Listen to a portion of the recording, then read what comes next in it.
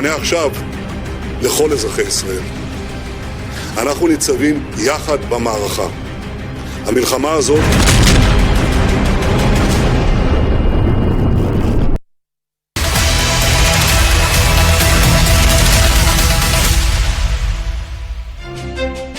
Israeli इलाकों में सुरक्षाकर्मी और आतंकियों के बीच संघर्ष जारी है। हमास के नियंत्रण वाले गाजा में इजरायली वायुसेना ने ताबड़तोड़ हमले किए हैं। युद्ध की घोषणा के बाद से इजरायली विमानों ने गाजा पट्टी के 426 ठिकानों को निशाना बनाया है। अभी तक के युद्ध में करीब 700 से ज्यादा इजरायली लोगों की मौत हुई है। वहीं तेज होते इस युद्ध को लेकर तमाम इजरायली शहर भी अलर्ट पर हैं और विदेशों से तमाम इजरायली नागरिक मुश्किल की इस घड़ी में अपने देश के साथ खड़े होने के लिए लौट रहे हैं।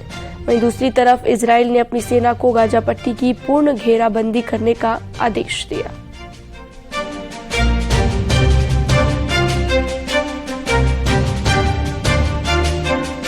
वहीं न्यूज़ 18 की टीम युद्ध के बीच इजराइल में ग्राउंड जीरो पर मौजूद है। इस दौरान जब तेल अवीव में एयरपोर्ट के बाहर धमाके की खबर आई तो अंदर कैसा माहौल था, न्यूज़ 18 रिपोर्टर नीरज की रिपोर्ट देखिए। न्यूज़ 18 इंडिया की टीम इंडिया से इजराइल की धरती पर पहुंच गई है आपको हर पल की जानकारी देने अपने कैमरा पर्सन करम सिंह के साथ। और इस वक्त हम लोग तेल अवीव के एयरपोर्ट पे मौजूद है। तेल अवीव को आर्थिक राजधानी के तौर पे जाना जाता है इजराइल की आर्थिक राजधानी को। और दुनिया भर से आपको ये जो भीड़ अभी एयरपोर्ट पे दिख रही है, आपको एक्सक्लूसिव तस्वीरें हम आपको दिखा रहे हैं इस वक्त कैमरे पर। दुनिया भर से जो यहूदी समुदाय के लोग हैं, इनमें ज़्यादातर यहूदी समुदाय के लोग हैं, उन्हें आप देख सकते हैं। दुनिया भर से क्योंकि लगातार फ्लाइट कैंसिल हो रही है, एयरलाइंस जो है अपने फ्लाइट एक के बाद एक कैंसिल कर रहे हैं, इसलिए दुनिया भर में जो यहूदी समुदाय के लोग हैं वो अपने परिवार से मिलने के लिए अपने घर आना चाहते हैं। और इसलिए बड़ी संख्या में आपको अब से थोड़ी देर पहले और बड़ी तादाद थी, लेकिन एयरलाइंस फ्लाइट कम होने की वजह से बहुत कम लोग आ पा रहे हैं। एयर इंडिया की फ्लाइट कैंसिल हुई तो उनके बहुत सारे यात्रियों को दूसरे विमान में शिफ्ट करके यहाँ लाया गया, दूसरे एयरलाइंस के विमान में। और यहाँ आप देख सकते हैं ये जो तस्वीरें आप देख रहे हैं ये दुनिया के अलग अलग हिस्सों से इसलिए महज आ गए हैं क्योंकि इनके देश में युद्ध छिड़ा है। इजराइल में तेल अवीव एयरपोर्ट के बाहर धमाके के बाद, मिसाइल की आवाज के बाद, अलर्ट के बाद, अलार्म के बाद तमाम लोगों को यहाँ एकत्रित कर दिया गया था। ये देख सकते हैं अभी इनको छोड़ा जा रहा है। हम तेल अवीव एयरपोर्ट के अंदर है और जैसे ही धमाके की आवाज आई, अलार्म की आवाज आई मिसाइल की, तब तमाम लोगों को यहाँ रोक दिया गया था। तमाम लोग इधर दूसरी तरफ देखिए, ये तमाम लोग यहाँ रुके हुए थे, इनको सिक्योरिटी ने रोका। और इधर का इलाका, बेल्ट का इलाका आप देखिए, आगे देखिए उधर करम आप आगे जाकर दिखाइए, वो पूरा का पूरा जोन खाली था। अब दोबारा से क्योंकि मिसाइल का जब भी अलर्ट हो रहा है सभी लोगों को एक जगह छुपा दिया जाता है, एक जगह नीचे छत के नीचे ला दिया जाता है ताकि किसी को की जान पर खतरा ना है। इस तरह के धमाके लगातार बार बार तेल अवीव एयरपोर्ट के बाहर भी हो रहे हैं। और इस वक्त आप तस्वीरें देख सकते हैं, ये लोग जो यहाँ एकत्रित हुए हैं ये किसी काम से नहीं बल्कि सिक्योरिटी की तरफ से कहने के बाद, सुरक्षा की तरफ से अलर्ट के बाद यहाँ लोग जुटे। और फिर देख सकते हैं ये लोग अब जा रहे हैं, ये लोग दूसरे जगह जा रहे थे, अपने बेल्ट पे थे, अपना सामान ले रहे थे और किस तरह से जा रहे हैं आप देख सकते हैं।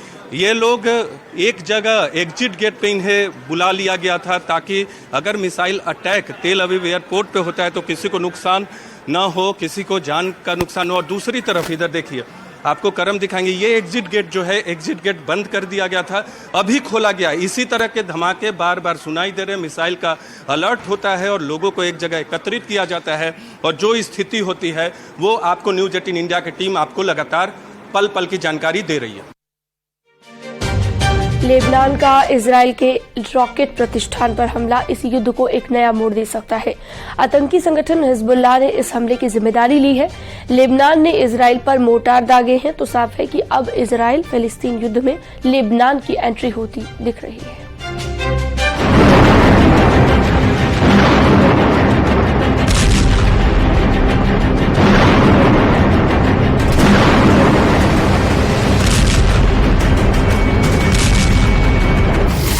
इजराइल युद्ध में लेबनान की एंट्री।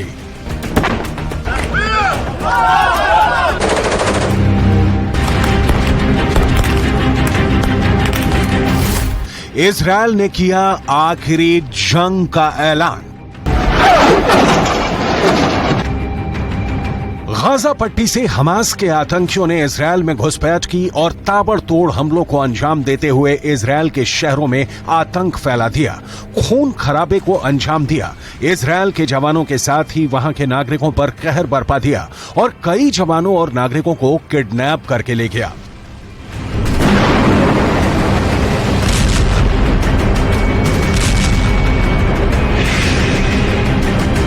हमास ने रॉकेट से इजरायल में तेल अवीव तक हमले किए और जवाब में इजरायल ने जैसे ही जवाबी कार्रवाई की और गाजा पट्टी में हवाई हमलों को अंजाम दिया तो इजरायल के लिए जंग का एक और मोर्चा खोल दिया लेबनान ने।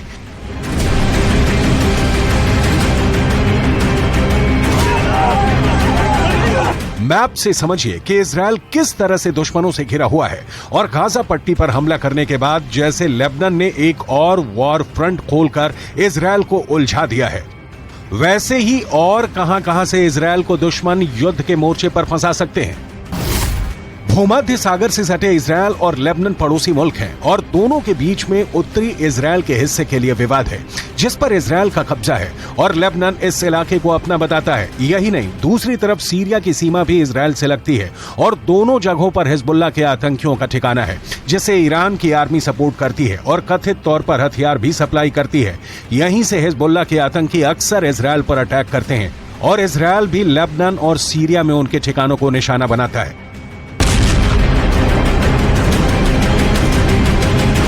जब इजरायल और फिलिस्तीन के बीच में जंग चल रही है तो ईरान और लेबनान फिलिस्तीन के साथ खड़े हैं और इसीलिए लेबनान के आतंकवादी समूह हिजबुल्लाह ने सीरिया के इजरायली कब्जे वाले गोलान हाइट्स के साथ इजरायल की सीमा पर एक विवादित क्षेत्र में 3 इजरायली ठिकानों पर दर्जनों रॉकेट और गोले दागे।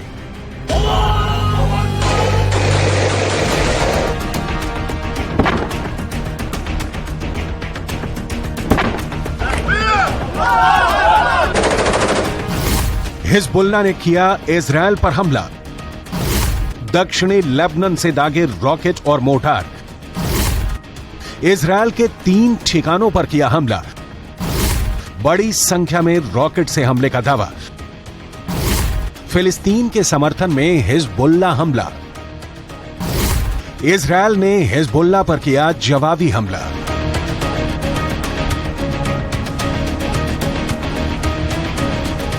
इजरायली सेना के मुताबिक उसके तोपखाने से उन इलाकों में तोप के गोले दागे गए जहां सीमा के लेबनानी हिस्से से रॉकेट फायर किए गए। दरअसल 1967 में खाड़ी युद्ध के दौरान इजरायल ने सीरिया के चेबा फॉर्म्स पर कब्जा कर लिया था और लेबनान दावा करता है कि इजरायल ने जिस इलाके पर कब्जा किया वो केफर चौबा पहाड़ियों का इलाका लेबनान का है। यही वजह है कि दोनों तरफ से अक्सर हमलों को अंजाम दिया जाता है और लगातार इस इलाके में तनाव बना रहता है।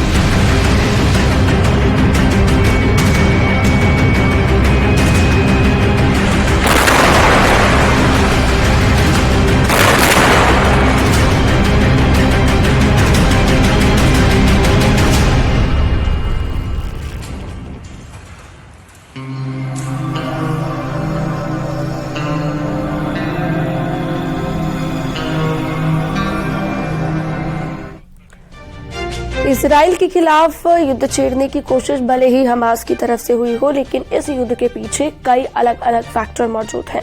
ईरान इनमें से एक बड़ा फैक्टर है। सऊदी अरब के साथ इजराइल की बढ़ती नजदीकियों ने ईरान को परेशान कर दिया है। लेबनान के आतंकी संगठन हिजबुल्लाह का इस युद्ध में कूदना भी ईरान फैक्टर की ओर इशारा करता है।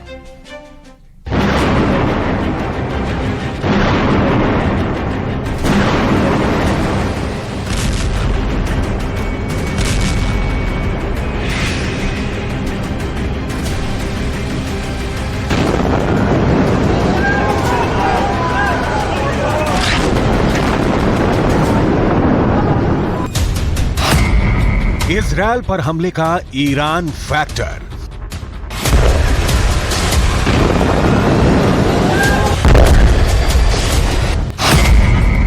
इजरायल युद्ध में हिजबुल्लाह की एंट्री।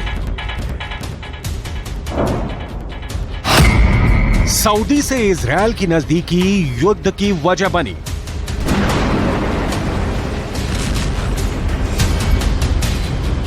इजरायल से हमास की दुश्मनी पुरानी है। इजरायल हमास का दुश्मन नंबर 1 है। लेकिन गाहे बगाहे छिटपुट हमलों से ज्यादा हमास पिछले कई सालों से इजरायल का कुछ खास बिगाड़ नहीं पाया। हमास ने जब जब सिर उठाया, इजरायल ने उसे कुचल दिया। तो फिर सवाल उठता है कि अचानक ऐसा क्या हुआ? एकाएक हमास को इतनी ताकत कहां से मिल गई कि वो अपनी गाजा पट्टी की सीमाओं को लांघकर इजरायल के अंदर घुस गया और इजरायल के घर में घुसकर हमले की हिमाकत कर बैठा? इस सवाल के जवाब के तौर पर कई फैक्टर एक साथ काम कर रहे हैं। इसमें पहला फैक्टर है ईरान, दूसरा फैक्टर है सऊदी अरब और तीसरा फैक्टर है खुद इजरायल। इजरायल पिछले कुछ महीनों से सऊदी अरब के साथ शांति समझौते के ऐतिहासिक मोड़ पर है। इस समझौते के लिए अमेरिका एक्टिव रोल प्ले कर रहा है, जबकि समझौते के इस डील से सबसे ज्यादा चिढ़ा हुआ है ईरान, क्योंकि सऊदी अरब कुछ साल पहले तक फिलिस्तीन के साथ और इजरायल के खिलाफ खड़ा रहा था। सुन्नी बहुल सऊदी अरब के साथ शिया बहुल मुल्क ईरान की भले ही कट्टर दुश्मनी रही है, लेकिन फिलिस्तीन के मामले पर सऊदी और ईरान एक जैसा ही रुख रखते थे। लेकिन पिछले कुछ महीनों में इजरायल ने यूनाइटेड अरब अमीरात, बहरीन और सऊदी अरब के साथ शांति वार्ता की शुरुआत की। इजरायल के साथ 3 बड़े इस्लामिक देशों की शांति वार्ता से ईरान, हमास और लेबनान का आतंकी संगठन हिजबुल्लाह बुरी तरह से भड़का हुआ है, क्योंकि इन सबको लग रहा है कि अगर इजरायल मुस्लिम देशों के बीच समझौते में कामयाब हो गया तो पश्चिम एशिया में इजरायल का दबदबा और बढ़ जाएगा। इजरायल पर हमास के हमले के बाद हिजबुल्लाह ने बयान जारी कर कहा, हम स्थिति पर करीब से नजर बनाए हुए हैं, हम हमास के नेतृत्व के साथ संपर्क में हैं, हम फिलिस्तीनी लड़ाकों को इस ऑपरेशन के लिए बधाई देते हैं। और इस बयान के कुछ ही घंटों बाद लेबनान की ओर से भी इजरायल पर हमले शुरू हो गए। तो ईरान की पुरानी पॉलिसी है, ईरान हमेशा से हमास को सपोर्ट करता रहा है हर तरह की, और वो इजराइल की बेसिक एग्जिस्टेंस ही को नहीं मानता, वो इजराइल को रिकॉग्नाइज भी नहीं करता, वैसी स्टेट है। और वो उसका मानना तो यहाँ तक उन्हीं ने कहा है कि इजराइल एक कैंसर की तरह है मिडिल ईस्ट में, और वो अमेरिकन इजरायली जो पॉलिसी उस पूरी क्षेत्र की है, वही नहीं बल्कि उस पूरे क्षेत्र में, उसके भी वो खिलाफ है। मैप के जरिए समझिए कि इस वक्त इजरायल में कैसे हालात बने हुए हैं। अब तक गाजा पट्टी की ओर से हमास इजरायल पर हमले कर रहा था, लेकिन अब उत्तरी इजरायल की सीमा से लगे लेबनान की ओर से भी हमले शुरू हो गए हैं। यानी इजरायल पर इस वक्त 2 फ्रंट वॉर की स्थिति बन गई है। इजरायल युद्ध में अगले 24 घंटे बेहद अहम है, क्योंकि अगले 24 घंटे में या तो युद्ध की पिक्चर और बड़ी होगी या फिर इजरायल इस युद्ध को अपने अंजाम तक पहुंचाने के लिए बड़ा लॉन्च कर सकता है।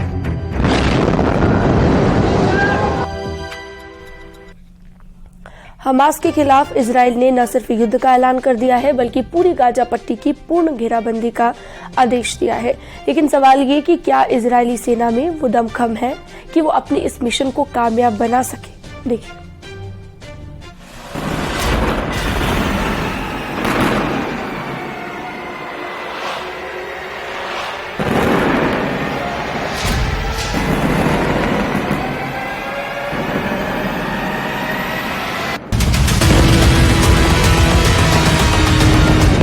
गाजा में हमास के अड्डों पर जब जब बम गिरता है, नेतन्याहू चैन की सांस लेते हैं। गाजा को पूरी तरह मिटाने का उनका प्लान तैयार है। इजरायल अब गाजा की एक एक गलियों में अपने दुश्मन को खत्म करना चाहता है। हमास के बहुत ही खतरनाक हमले के बाद इजरायल ने युद्ध का ऐलान कर दिया है और इस वक्त गाजा पर पूरी दुनिया की निगाहें हैं। सवाल है कि क्या इजरायल के पास इतनी ताकत है कि वो गाजा में एक ऐसा ऑपरेशन चलाए जो हमास को पूरी तरह खत्म कर देगा। ऐसे ग्राउंड ऑफेंसिव यानी गाजा में घुसकर ऑपरेशन करने के लिए इजरायल को 3 चीजों की जरूरत है। पहली है फौज यानी पैदल सेना, दूसरी है बख्तरबंद वाली ताकत यानी टैंक और बख्तरबंद गाड़ियां, और तीसरा है तोपखाना जो सेना का रास्ता क्लियर करे। अभी तक इजरायल ने जो एक्शन लिया है उसमें गाजा में हवाई बमबारी है, जिसमें कई इमारतें पूरी तरह तबाह की जा चुकी हैं। लेकिन असली मकसद तब पूरा होगा जब गाजा की जमीन पर उसकी फौज का कब्जा होगा। सवाल है कि इजरायल ये किस हद तक कर पाएगा, उसकी ताकत क्या है, उसके जरिए क्या हैं, और क्या ये लंबे वक्त तक मुमकिन है। इजरायल के पास 1,70,000 की आर्मी है और रिजर्व को मिलाकर इजरायल की सेना 6.25 लाख तक हो जाती है। इजरायल के पास 500 से ज्यादा टैंक, इसके अलावा 1,000 टैंक रिजर्व में है। इनमें उनका मेन बैटल टैंक मरकावा है, मरकावा 4, मरकावा 3। ये टैंक दुनिया के सबसे बेहतरीन टैंक माने जाते हैं।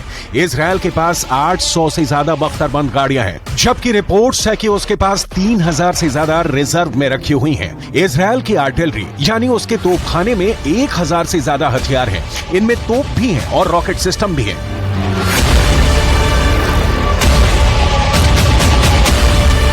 इजरायल की सेना की ताकत पर किसी को कोई शक नहीं। इजरायल अरब देशों के साथ कई युद्ध लड़ चुका है और जीता भी है। इसकी वजह उसकी तकनीक के अलावा अमेरिका से मिलने वाले हथियार भी हैं।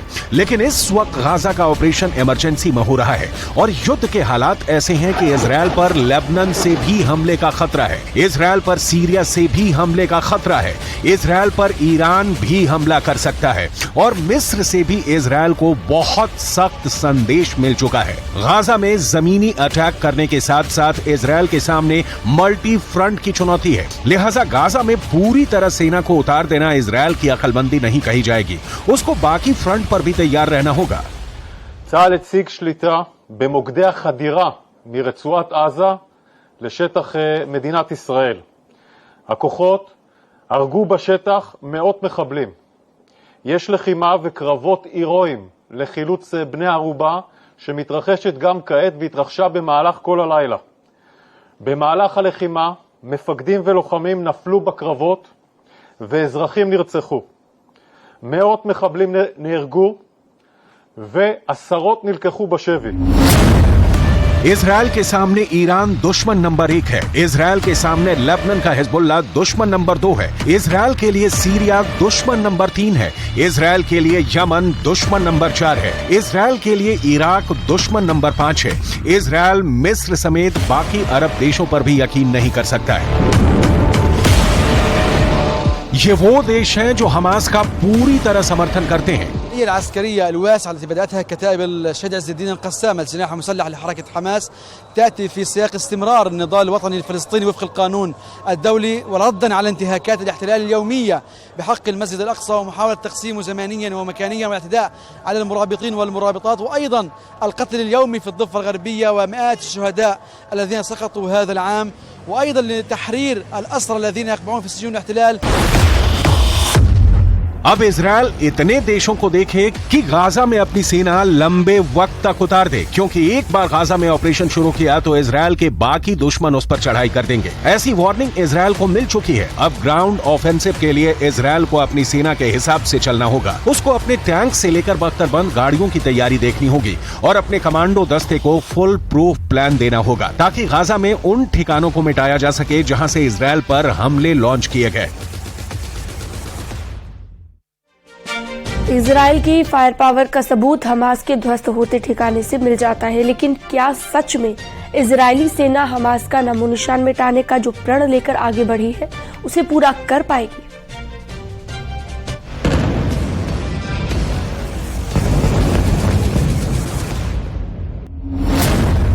इजरायल का दावा है कि गाजा से जो हमले हुए उसमें 21 ठिकानों को निशाना बनाया गया, यानी गाजा में कम से कम ऐसे 15 से 20 लॉन्च पैड होंगे जहां से हमास के हमलावर इजरायल में दाखिल हो गए। अब वहां चढ़ाई करने के लिए इजरायल को सबसे पहले अपनी टैंक पावर का इस्तेमाल करना होगा और इसमें उसका सबसे खतरनाक टैंक मरकावा सबसे आगे नजर आएगा। वैसे भी इजरायल से इस तरह के वीडियो सामने आ चुके हैं जिसमें टैंकों को गाजा की तरफ जाते हुए देखा जा सकता है। ये नेतन्याहू की युद्ध वाले ऐलान को पूरा करने वाला कदम कहा जाएगा, जिसमें गाजा पर जमीनी चढ़ाई करने का इरादा पक्का नजर आ रहा है।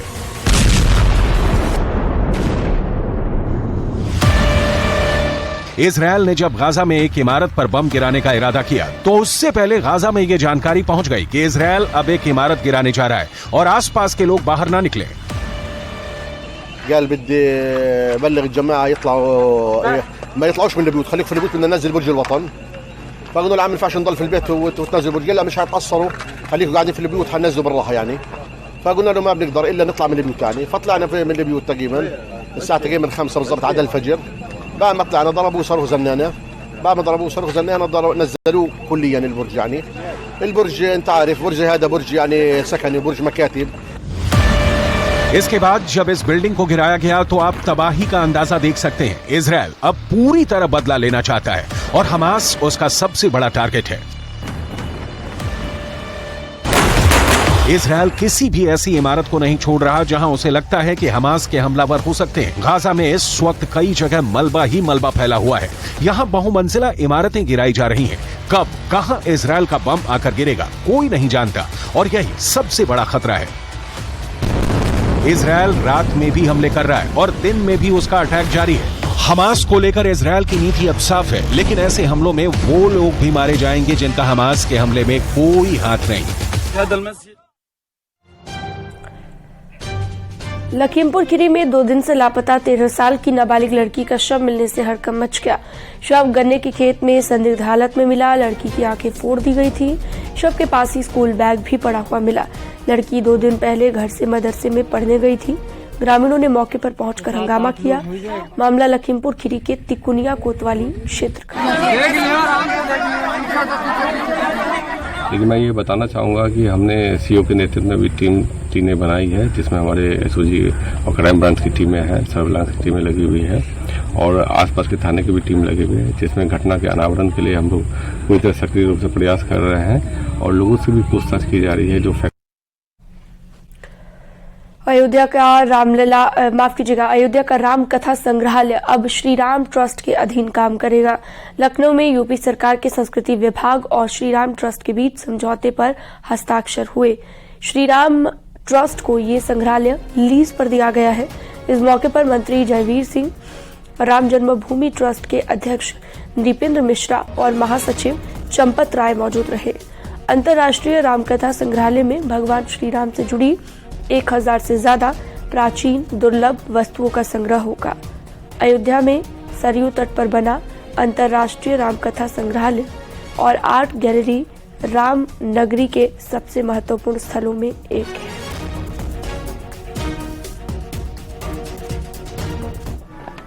वह अंतर्राष्ट्रीय रामकथा संग्रहालय जो संस्कृति विभाग का है, उसको हम लोगों ने श्री राम जन्मभूमि न्यास को सौंपने का काम किया है और दोनों के बीच में इसी पे एक एमओयू साइन हुआ है, जिसमें भगवान श्री राम और भगवान श्री राम के अयोध्या के मंदिर के बारे में और अन्य जो भी हमारी अमूल्य धरोहरें हैं उनको संरक्षित सुरक्षित रखते हुए उसको डिजिटली भी प्रदर्शित करने का काम होगा। देश और दुनिया के लिए वो एक अनूठा संग्रहालय होगा जिसका रखरखाव, संरक्षण और संवर्धन का काम न्यास के द्वारा किया जाएगा। अयोध्या में सरयू के घाट पर बना श्री राम कथा संग्रहालय अब श्री राम जन्मभूमि तीर्थ क्षेत्र ट्रस्ट को सौंप दिया गया है। औपचारिक समझौते के जरिए इसकी प्रक्रिया पूरी की गई। राम मंदिर के 500 साल के संघर्ष समेत रामलला के मंदिर में निर्णायक भूमिका निभाने वाले दस्तावेजों को भी इस संग्रहालय में आम लोगों के लिए सुरक्षित रखा जाएगा। यहाँ पर रामलला के मंदिर के समतलीकरण के दरमियान और पुरातत्व विभाग के सर्वे के दरमियान निकले साक्ष्य को भी सुरक्षित रखा गया। राम मंदिर ट्रस्ट राम कथा संग्रहालय की मरम्मत कराकर इसे दिव्य और भव्य बनाएगा। हम बहुत बहुत आभारी है उत्तर प्रदेश सरकार के कि वह इस संग्रहालय को राम जन्मभूमि तीर्थ क्षेत्र न्यास को वह सौंप रही है। वास्तव में इस प्रकार का संग्रहालय हमारे सभी अध्ययनकर्ताओं के लिए और हमारी परंपरा को जानने के लिए जो जिज्ञासु यहाँ पर आते हैं उनके लिए अत्यंत उपयोगी होगा। मूल में ही यह संग्रहालय बड़ा अच्छा तो है, लेकिन हम लोग निश्चित रूप से इसे और भी अच्छा बनाने का प्रयास करेंगे। भगवान राम की नगरी में बना ये श्री राम कथा संग्रहालय, जहां पर भगवान राम लला के मंदिर में खुदाई के दरमियान निकले हुए पासाव और इसके तमाम जो पुरातत्व विभाग से संरक्षित वस्तुएं हैं वो रखी गई थी। आज से यह श्री राम कथा संग्रहालय श्री राम जन्मभूमि तीर्थ क्षेत्र ट्रस्ट के अधीन होगा, जिसको लेकर एक एमओयू आज लखनऊ में साइन हुआ है और संस्कृति विभाग की तरफ से अब इसको राम मंदिर ट्रस्ट को सौंप दिया गया है। और वक्त एक छोटे से ब्रेक का है, जल्द लौटेंगे। आप देख रहे हैं न्यूज़ 18 उत्तर प्रदेश उत्तराखंड। इस न्यूज हेडलाइंस के प्रायोजक जोश जगाए, शक्ति बढ़ाए, आयुर्वेदिक फॉर्मूले से तैयार too much gold capsule, Prince pharma.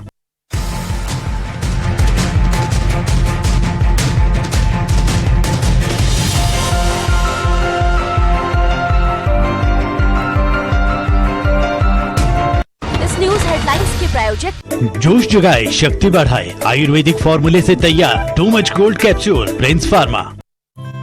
रिश्तेदारों को सौंपे जाएंगे दोनों बेटे। गाजियाबाद के मसूरी थाना क्षेत्र में 30 सितंबर को हुई लूट का पुलिस ने खुलासा किया है। पुलिस ने एक बदमाश को गिरफ्तार किया।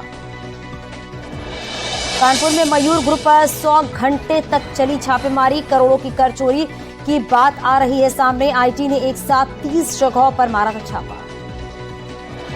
नोएडा में एक बार फिर लिफ्ट बंद होने से बच्ची और 2 महिलाएं फंसी हैं। लिफ्ट में फंसे लोगों का वीडियो भी सामने आया है। जेपी अमन सोसाइटी के 15वें फ्लोर पर बंद हुई थी लिफ्ट। चंदौली के दीनदयाल उपाध्याय स्टेशन पर 55 लाख कैश के साथ 2 युवक गिरफ्तार हुए हैं।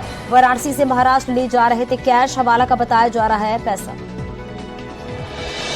बुलंदशहर में बैंक में 6 लाख रुपए की लूट हुई है। बाइक सवार